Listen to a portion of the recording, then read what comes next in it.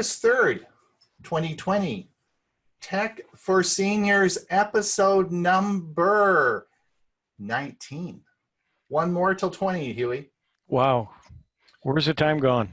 So I'd like to introduce my co-host today, Huey Poplik, which you can give a wave there.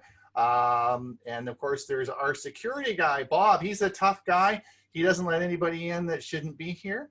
And we have a guest speaker today from the University of Stanford, Francisca Gilmore. Where's Francisca? Can you wave? I can't see you on my screen. Hi, everyone. There you go. Here she is. She's going to be our guest speaker today. So anyway, we're so happy to have her here. I'll introduce her in just a minute. So welcome to everybody, and I hope everyone had a good week. We are going to change things around a little bit this week. Francesca is going to be our guest speaker today, but she's a very busy person. She's actually at the University of Stanford, and she's in the Master's Business program, and she's going to tell us a little bit about herself in a few minutes. So she said she'd be happy to come on the show, but she has to leave. So we're going to have her on first, and I'm going to do a little bit of introduction, and then we'll get to you. So just a couple of minutes, and then we'll get you on, and we can take in, and I'll let you take over, and you can share your screen.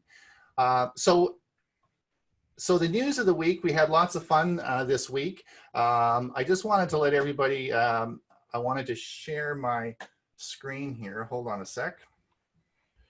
I'm just going to share my screen briefly. What I wanted, the big news this week was Costco in Canada decided to provide same-day delivery of groceries through Instacart. And so this occurred as of August the 1st, and I was the first person to sign in. So if you do have a Costco membership, you are in Canada. If you see here, you log into your Costco account, then you'll see that right here, same-day delivery through Instacart. Now, you do not have to be, if you have a Costco membership, you do not have to pay. This is a free service if the delivery is over $35. And if you don't need immediate perishable delivery, you will have 2-day delivery. And this is different. I know Instacart's a big international company, but most often you need to go to Instacart, sign up, get an account, and do that. But in this situation with the Costco, it is included in your Costco membership, and you can actually just sign into your Costco, and then they will deliver your stuff. Maybe John up in Flin Flon, I don't know if they'll deliver all the way up to Flin Flon, probably not. But anyway, I thought I would just mention that. That's the big news, at least in here. Now, I must tell everyone that yes, I was first on the list. I did order about $40 or $50 worth of groceries. It was supposed to be delivered Saturday. They couldn't manage it. It was supposed to deliver on Sunday, and they couldn't manage it. So maybe I'm going to get it today, but the system's pretty overloaded right now. But that was the big news, one of the big news with Costco this week, and I thought it was interesting because they are now committed to home delivery, which is a big change from their prior business model. Well, let me introduce Francesca so we can, Gilmore. I'm going to tell everybody how I met Francesca. She saw my webpage, Tech for Senior, and she sent me an email, and she said, would you mind, she said, I saw your video on shopping, and she said, would you mind if I interviewed you? And I said, sure, I like to talk, you know, what the heck. So we had a nice interview, and she said at the end, thank me very much for the interview. She wanted to talk about seniors and shopping issues that seniors might have. And she said, is there anything I can do for you? And I said, yes, there is. I said, you could come on her show and you could tell us a little bit about yourself and tell us about what you're doing at Stanford. I thought that would be really interesting. So here she is. I'm going to let you take over now, and you can share your screen, and I look forward to your talk. Yes. Well, first of all, thank you so much to Ron for having me on.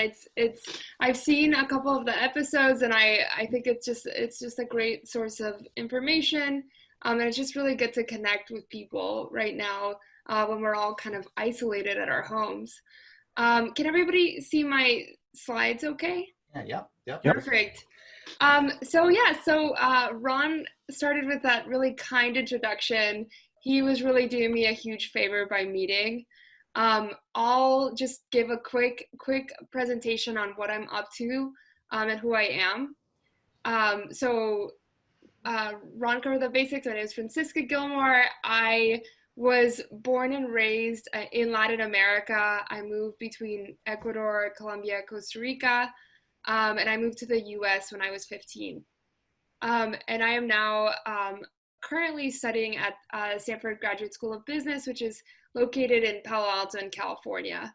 I, in the past, have worked more on international development and technology. So I've worked at startups, I've worked at nonprofits, both in San Francisco and in Cambodia and Vietnam, and all over the Asian and Latin American regions.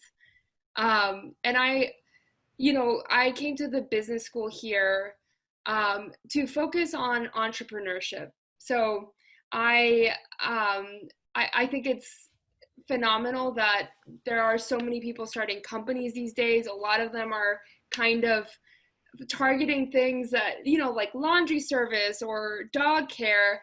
And I'm really passionate about making technology more accessible to more people due to my global upbringing. And so, I came to school and I started focusing more on the older adult market. So, the world is aging. How can we better serve seniors across the world? So that's a little bit about my passion and my interest there. I've included some pictures. So in the middle, you'll see that's when my brother and I drove from UK to Mongolia. We did an overland trip. It was 17,000 kilometers over the course of 6 weeks. And so I love traveling. Obviously, it would be hard to do that if I didn't love traveling. And I also included a picture of my dog, Bruno, who's there. We just adopted him. So I live in California. We've been under the shutdown just like everywhere else. And so I'm doing a lot of stuff just via Zoom these days, and realize, now would be a good time to get a dog. So that's a little bit about me personally. And I mentioned this, but my goal really is to create a product that maintains independence and provides a tailored quality experience to older adults. So what is my project? So, this summer I got funding from an alumni of the university where I'm at to understand the e-commerce needs of older adults. And so specifically, I'm curious, in this question I included below under the project, what do older adults want in e-commerce sites? Is Amazon fulfilling their needs? What is missing about the experience? And so I'll go back to the top here. Why am I focused on this? Because the world is aging. By 2030, older persons are expected to outnumber children under the age of 10. I'm sure many of you guys know these statistics. And in the United States, the business opportunity in this category is giant. Older adults represent 53% of consumer spending and hold 83% of wealth in the US. And that number is pretty big globally as well. But, I'm here in Silicon Valley, and you hear about companies like Instagram being bought for, numbers in the billions. And only 0.7% of venture capital investments go to startups with an older user focus. And so I'm really passionate about kind of redirecting some of those services and money that's going into funding companies as a whole to focusing on stuff that I think will better serve a wider range, including older adults. Now, the challenge that the challenge that is inherent in something like this is that just like millennials, just like Gen Z, older adults are not a monolith. Oftentimes, we hear the phrase stage, not age. So kind of what stage in life are you at mentally or physically or anything, and how does that affect what your wants and needs are? So that's something that I've been exploring a lot this summer, is the fact that there is such a diversity, and trying to get a sense of what would be appealing to some people. Someone like Ron, who's just such an avid consumer of tech products, and much more so, I think, than me, probably, just like an expert in so many different domains, versus, people who I've spoken to who, don't use email. They only do phone calls, which, there's such a range, right? So trying to get a sense of that. So that is my project and kind of what is impulsing it forward. And how am I kind of exploring this subject? Essentially, I'm just on the phone a lot. I've talked to, I've done surveys that have reached hundreds of people. I've contacted a lot of industry experts. So I'm talking to people. Stanford has a center on longevity. I've talked to people at AARP. I've talked to people at the Gerontological Society. And then I'm also just talking to just regular folks who fall within the age range who are interested in talking to me. So I'm gonna recruit some of you later, but really just trying to get a sense of the market and talk to people.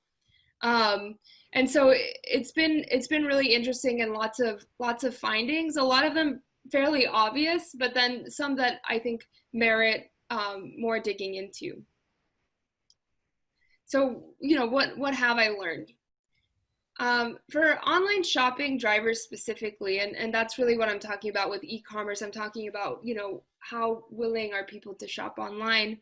On the left-hand side, you'll see online shopping drivers like convenience. How usable is a site? What is the trust in the site? What is the quality? What is the accessibility of alternatives? And, I'm seeing gender actually impact people's driving to shop a lot. And so, these are really important for me to keep in mind when developing kind of the product that hopefully over the next year I can take forward and bring to the market. So, when I talked to Ron, he was like, well, Amazon kind of fulfills a lot of the stuff that you might need, which I think totally makes sense. Amazon checks a lot of boxes. And I think the trust in the site seems like it's coming out to be really paramount. A lot of people just don't trust a lot of websites out there, which is very fair. And so how do you, for a new product, how do you build that trust, if that makes sense? In the middle, you'll see churn factors. So when I've talked to people, a lot of people have said, oh, I stopped using Amazon when this happened, or I stopped using Walgreens when this happened, or I stopped using X company or eBay when this happened.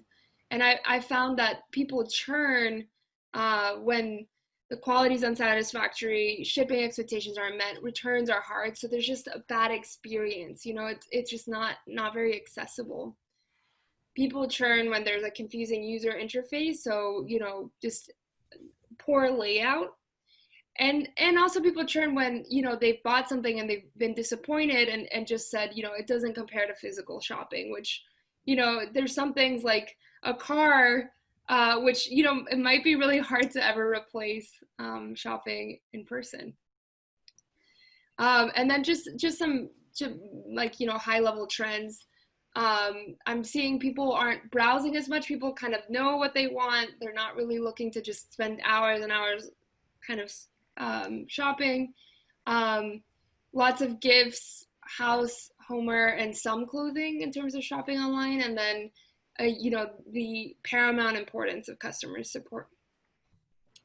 So those are some of the things I've learned. But it's kind of a long journey. So ideally at the end of this project, I have some sense of, okay, this is a product that this market needs, something that is being left unfulfilled. And so, you know, I am really excited to be here today and also just to see everybody's faces. But I also have an ask, which is if you are interested in being interviewed or providing insight, to fill out the form that's at this address. And so I'll send it out via the chat. But it would just be a quick 20-minute interview. I've been just calling people on the phone. And I'm just interested in talking to you about your perspectives and your experience, and just getting a sense of, you know, what all people are thinking in the e-commerce domain. And so I'll stop there if anyone has any questions or anything. Thanks so much. I'll put that link in the show notes as well and send that. Oh, great. So that's fine. And I would say that it is a very enjoyable experience to be interviewed by Francisca. It's a very nice time we had together, and I certainly would encourage you to help her with her project. And I'm sure you'll be a big success. Thank you so much. Hey, I have a question before you go. One fact, just remember, while Stanford is drooling, UCLA is ruling. Never forget that. Number two, why did you choose this field to go into? I think it's an interesting field. Right. Well, the UCLA, not so much on that comment. So I chose this field because I grew up in a culture where in Latin America, we have very intergenerational kind of connections, which, you know, living with our great aunts and uncles and grandparents is like very common. And so I kind of just walked into it. You know, I always have been close with my grandparents and with older folks in my life. And I've just been shocked by the level of, you know, tech products and stuff that aren't catering as much. And so it's just kind of like a deep held passion of mine. And also just, I think it's just frankly very unrealistic to not focus on this market just because the world is aging so quickly. It's an untapped market. Yes. Yeah, exactly. Anyway, good job. Thank you. Thank you. We have to move on now, and we're going to get Bob coming up with the security. Bob and I were talking. Thanks so much, Francisca.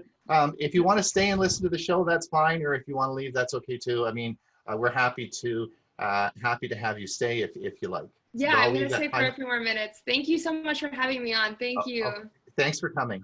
Thanks very much. Bob and I were talking earlier today. Is that they caught the people in the Twitter attack and how are you going to talk about that, Bob? No, because it came out the day after the cutoff for the presentation. Okay. So my video was already done. It was already probably going to be included next week, but not this week. So I won't steal Bob's thunder, but the cool part about it was the way they caught them, right? They three of them hacked into Twitter, and Bob will tell you all the whole story. But when they got the Bitcoins, they got the $120,000 in Bitcoin sent to them. They had to go to the bank or whatever they do, and they had to use a driver's license to register with the account to get the Bitcoin converted into cash. And that's how they caught them. I thought that was pretty cool. All right, take it away, Bob. Thank you. Let me share my screen. Share the sound.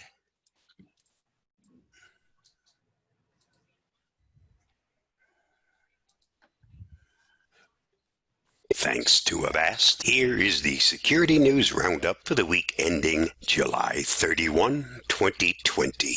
A threat actor is flooding a hacker forum with databases exposing over 386 million user records that they claim were stolen from 18 companies during data breaches. Since July 21st, a seller of data breaches known as Shiny Hunter has begun leaking the databases for free on a hacker forum known for selling and sharing stolen data. Shiny Hunter has been involved in or responsible for a wide assortment of data breaches this past year, including AutoPad, Dave, Chatbooks, Promocom, Mathway, Home Chef, and a breach of Microsoft's private GitHub repository. When Bleeping Computer asked Shiny Hunter why they dumped all of these databases, they were told that they were leaked for everyone's benefit. I wonder if Bleeping Computers has reported this to the authorities. This legitimate-looking scam could steal your credit card details. Not only does this phishing email claiming to be from Netflix support bypass email filters, the attack is also convincing enough to persuade some savvy users to part with their credit card details. The scam, which arrives in an email titled Notice of Verification Failure, details an issue with billing, asking the user to verify their personal information within 24 hours to prevent their account being canceled. Crucial to the scam credibility is a link taking the user to a functioning CAPTCHA page with Netflix branding. Once a victim has correctly filled in the CAPTCHA information, they are led to a Netflix lookalike site which aims to steal login credentials, billing address information, and credit card details. To make matters worse, once the phishing flow was complete, targets were redirected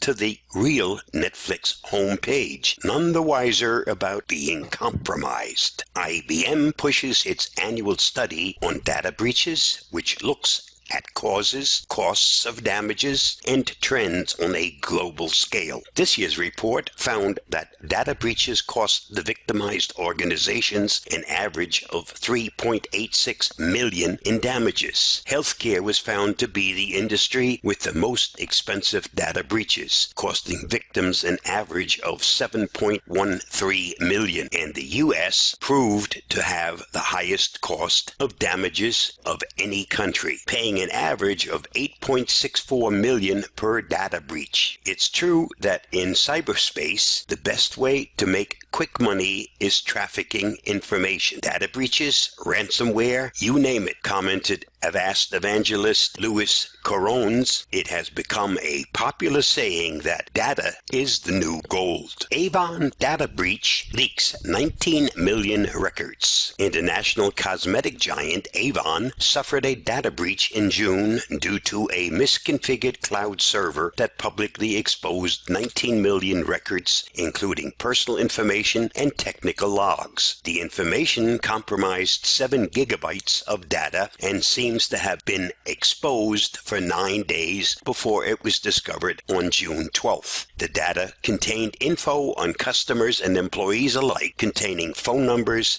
birth dates, email and home addresses, GPS coordinates, and more. The technical logs in the data could make Avon itself vulnerable to damaging actions from bad actors, such as ransomware attacks that paralyze the company's payment infrastructure. Rite Aid cancels facial recognition technology in 200 stores. In wake of a recent Reuters investigation into Rite Aid and its practice of using facial recognition cameras in 200 of its stores, the American drugstore chain announced it has canceled the facial recognition program and turned off the cameras. Rite Aid largely deployed the technology in lower-income, non-white neighborhoods, as Reuters found that stores in impoverished areas were almost 3 times as likely to have facial recognition cameras as those in wealthier areas. On shutting down the program after 8 years, a company spokesman commented the decision was in part based on a larger industry conversation conversation. Other large technology companies seem to be scaling back or rethinking their efforts around facial recognition, giving increasing uncertainty about the technology's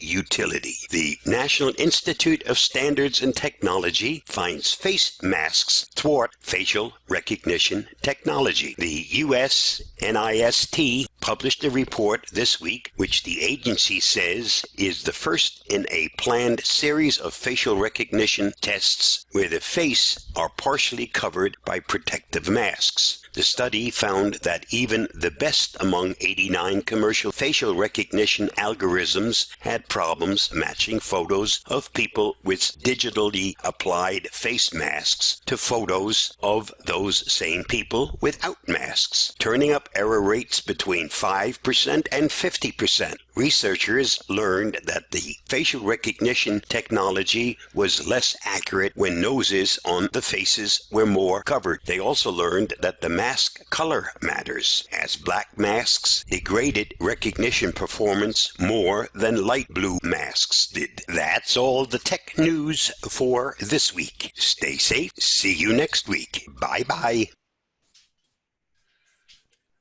Thanks, Bob. Great job as usual. Thank Huey, you. you're up. All right. Share my screen. Don't forget to share your audio. Yeah, and I did. Okay. Thank you. No, I didn't. I did forget. So let me do that while we're waiting here. One moment. And there we go. Okay. First thing I want to start is on a sad note, and I'm going to bring it over here. Full screen it. This is David Williams. We lost David this past week, and this is a proper place, I think, to talk about David. He was an integral part of APCUG for almost 10 years. He was elected as an advisor in 2011 and advanced to the board of directors in 2012. He served as the president from 2017 until his passing this past week. He also served as secretary. In addition to being president, David also chaired the OLS, or Online Services Committee, responsible for the hosted webinar member benefit. He moved APCUG's email, he moved it, and other services to Google Apps, and was the chair of the social media committee, tasked with developing and maintaining APCUG's social media network. David worked to implement Zoom's webinar app for the virtual technology conferences, where he was the moderator for the Track 1 presentations. He gave many presentations via the Speakers Bureau as well. David joined the Central Iowa Computer User Group in 1995 and served in many positions, including president, vice president, APCUG representative, online services, and program coordinator. His other responsibilities included the social media content for user group and producing live and streaming their general meetings. We'll certainly miss him. He was like a brother to me, and rest in peace, David. And a note of that with APCUG, and it's not because of that, but it shows that there are still some openings in APCUG. I put together a short video that I would like to play for everybody, trying to get some of you interested in maybe becoming either an advisor or director. So let's take a look.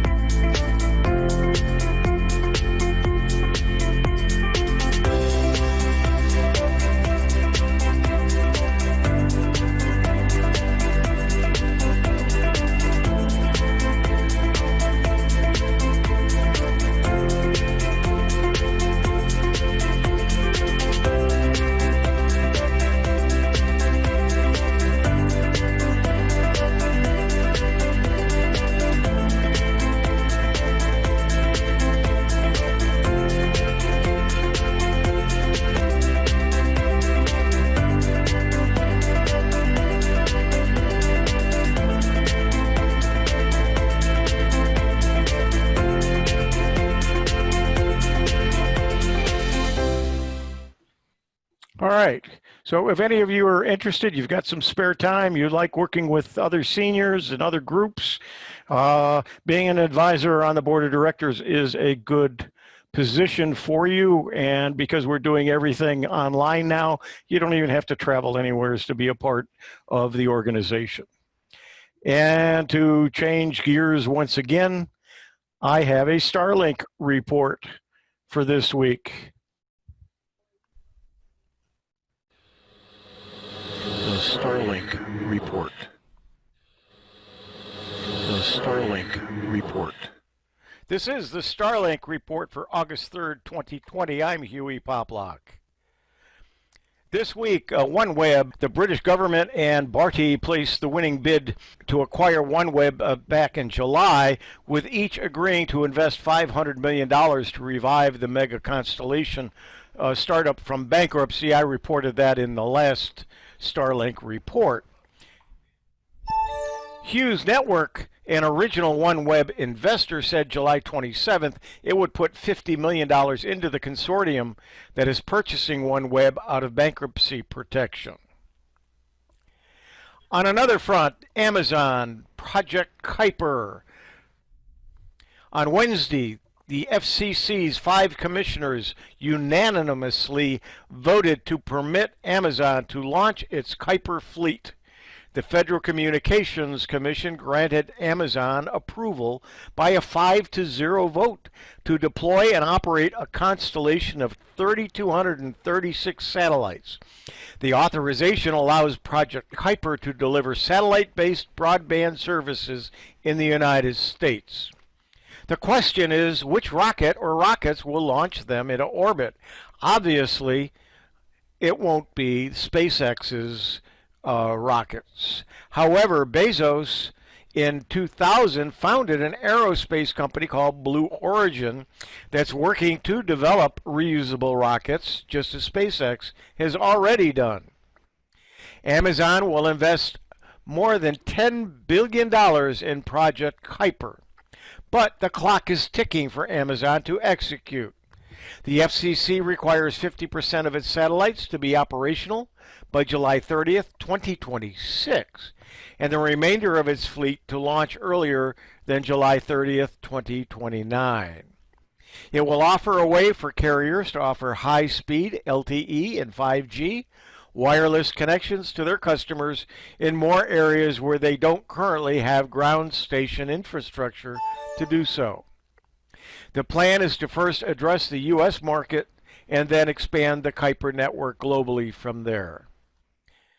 Canada's biggest satellite operator, Telesat, is also working on an LEO, or low Earth orbit broadband constellation.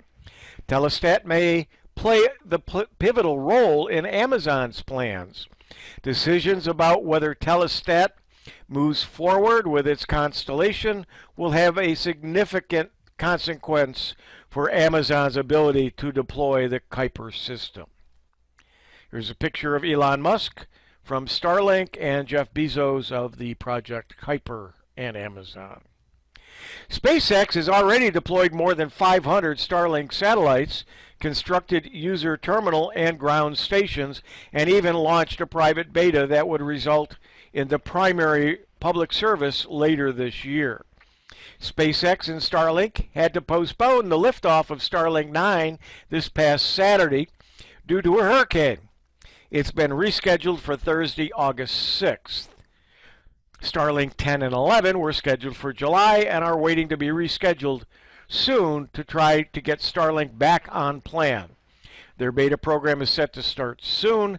They're way ahead of OneWeb and years ahead of Jeff Bezos and Amazon's Project Kuiper.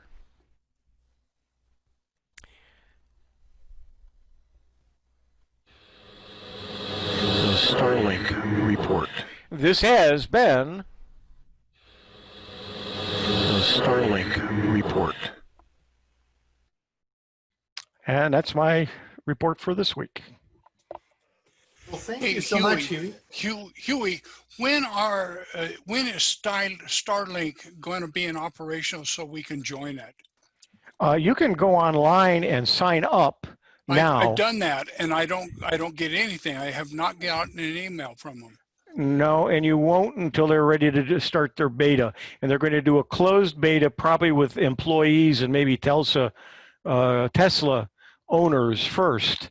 So probably towards the end of the year, and then only if you're in an area where they're going to do the beta. And what I'm reading, it looks like it's probably going to be in the Northeast U.S. and the Canadian and the parts of Canada above that area. So it'll be probably Eastern Canada. I thought I read it was going to be in the Pacific Northwest. Who knows? Now, It's probably writers that are telling us either one of those. So we'll have to just see. my wife pointed out the other day while we were watching television, there's an older lady that does a commercial and she's got white hair. That's Tesla's mother. Oh, wow. Never knew She that. used to be a model and an actress. So Huey, the other thing is you had a big event this week. Do you want to tell us what happened this week? Which one? I had so many of them this week. Your big show. Your Yeah, the Zoom 101. yeah. Tell us. We had a full house. We had to turn people away. How many So- did you have register? We had 175 register, Wow. and of course we only had room for 100 people. So I'm doing it again this Thursday. Right. And, How do they register?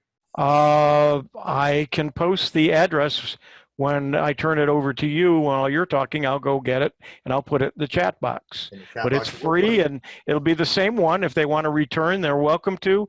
And if they didn't make it in or didn't register the last time, they're welcome to join. Excellent. If we fill it again, I'll schedule another one. So spread the word around, everyone. I mean, Huey's doing this all on his own, and he provided instructions for 100 people. 100 people learn more on how to use Zoom, and so this week he's going to do it again. And it's a great show. It's a good program. It's Zoom 101, and it's free. So pass the word around and sign up if you want to learn more about Zoom. Thanks, Okay. Huey. You'll put it in the chat, will you? Yep. Excellent. Okay. All right. For the next section now, I wanted to thank Chris Rosinski, who this morning or yesterday sent me an email, and this was is an interesting problem that's going to occur, and it has to do about cell phones.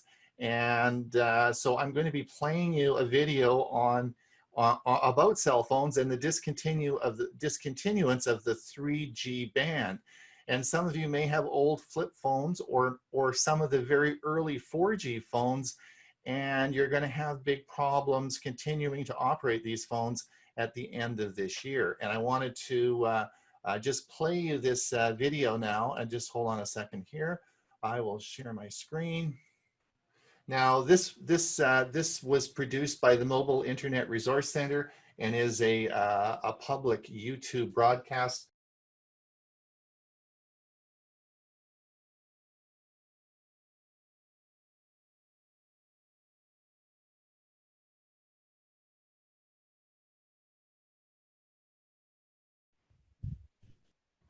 Oh, this week the big event will be the Samsung Galaxy Watch 3 will be released this week. So this is going to be a big tech week, and we'll be watching this with keen interest to watch about the atrial fibrillation monitor, and it's going to be compared to, of course, the Apple Watch 5 and then the new 6. The other thing quick to mention that is, if you have an Amazon Echo device, you now can apply and get a whole year of subscription to the Food Network.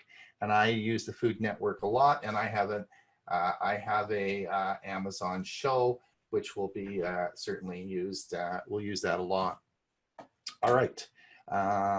I'm going to stop sharing. The other development that came out this week was the announcement of the Pixel 4a, and this will be released on September the 10th. So that's coming up for all of you who may want to look at a new phone and you're interested in the Pixel line. Then the Pixel 4a, which will have the fingerprint reader back in, and we looked at the specs of that this week. it will be available for sale on September the 10th. So that's a new phone that's coming along, and this week will be the Samsung's watch release, which I'm sort of really watching, and it will be part of the it's part of my medical technology talk. So I'm watching very carefully on what it's going to be doing. All right, we have 8 minutes. Bob has an outro. We're gonna close the show at 9:57, and Bob's gonna play an interesting outro for us. So we have time for a few questions. Does anyone have any questions about what we've talked about today? I think Francesca's left, but certainly any questions? If you can wave your hand or unmute yourself and yell into the screen or what. Jim, you've got a question. I have a question. Yeah, watching that last video on the 3G versus 4G, etc. Just a technical question. You noticed there was a huge lag in his voice versus his facial movements. Do you know what causes that? First of all, I didn't notice that on my machine, and I was playing it off my. Bob, did you see that? Bob, did you? Was there a lag with you? Yes, there was. There was a. I was playing that off. I had downloaded the video onto my machine and was playing it off my machine and broadcasting it. Don't know. I mean, that's an internet thing. Huey? It's a Zoom thing. Actually, there's a setting when you share your screen. There's 2 boxes. If you share the one, what it does, it lowers the quality of the video, but it then reduces the lag and the issues. So a video like that, we probably could have gotten away with a lesser quality because he was just talking. But if it's one where you're demonstrating something, you really don't want to use that because they can't see the text that's on the screen or what you're showing. But there is a setting in Zoom that would reduce the quality of the video to make it so you don't have that lag. Okay. Now, just for those of you who are going to watch the replay on this, when I re-edit this and send it out, remember, I will not be playing the video in the replay. I will point up to a little eye at the top of the screen. Where's my pointer here? Where's my hand here? I'm going to be pointing up at the top, and there will be a little eye there. You click the eye, and that will take you right to the YouTube site and play it. So we won't actually have the video playing in the recording. So that, yeah, I thought that was interesting because you all understand there are no more 3G towers. So they got rid of 3G towers and that technology 2 or 3 years ago. But this is the bandwidth that they allocate for 3G, and they want that for 5G now, so they're going to take that away. So if you do have an old flip phone, and I know lots of people that still have those old phones, these are not going to work, and so it's important that you, and even the ones the 4G phones that were 2014 or earlier, those probably aren't going to work either. So it's time for a new phone, right? It's great. You know, I love technology. We can do that. So, right.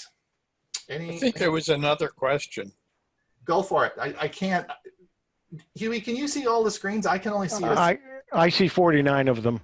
Okay, so if you can, who's got another question? Wave your hand or just speak up. Donna, go ahead. Hi there. I just wanted to say that I attended Zoom 101. I thought it was great. I learned a lot.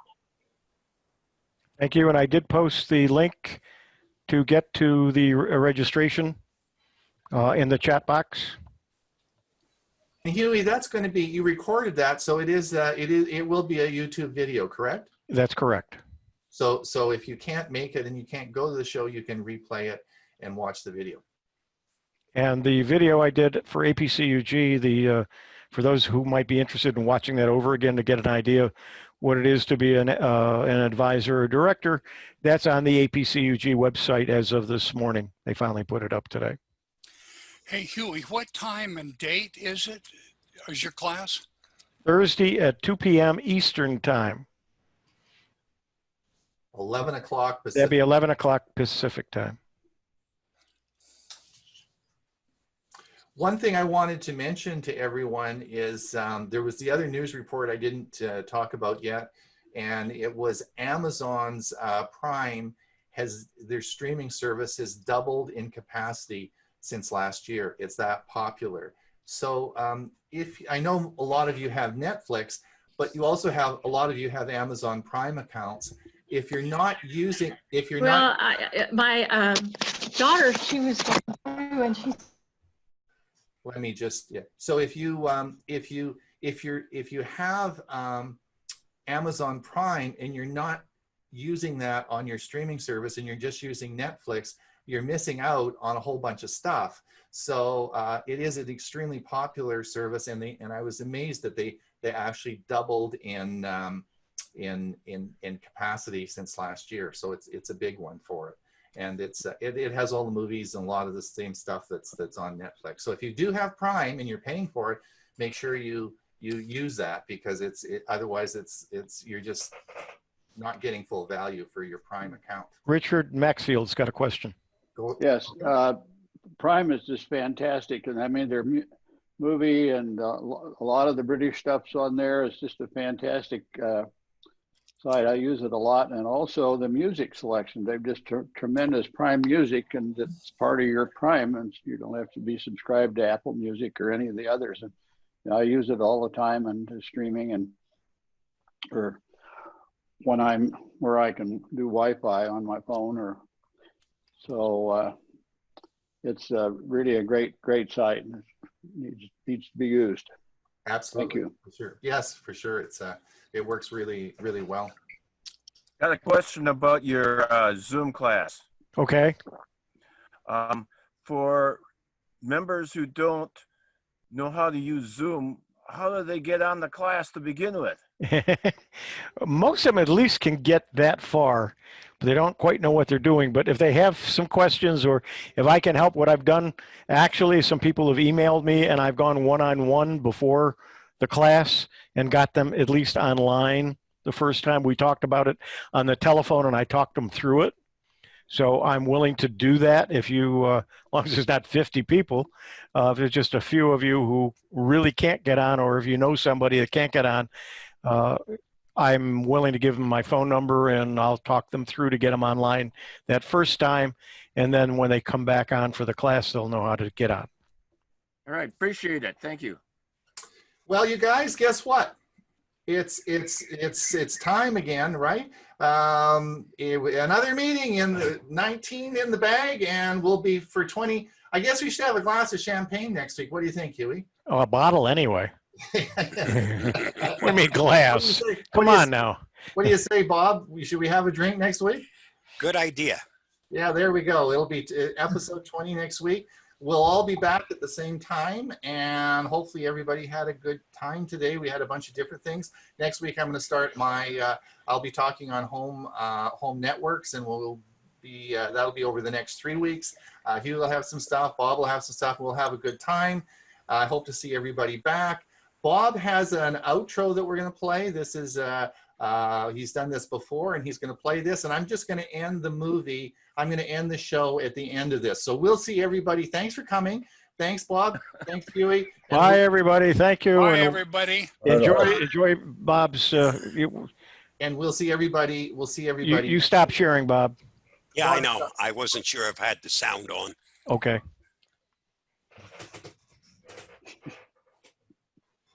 Where the heck is it?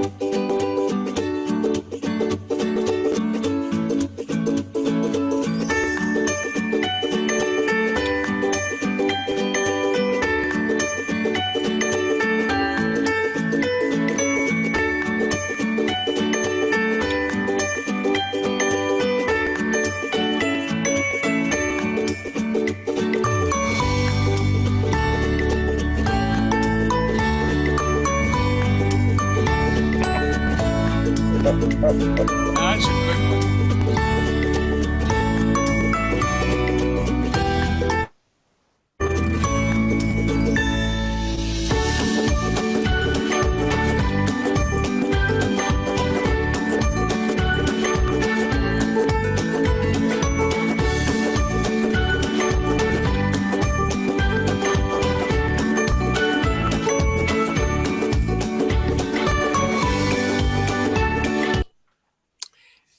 And that's it.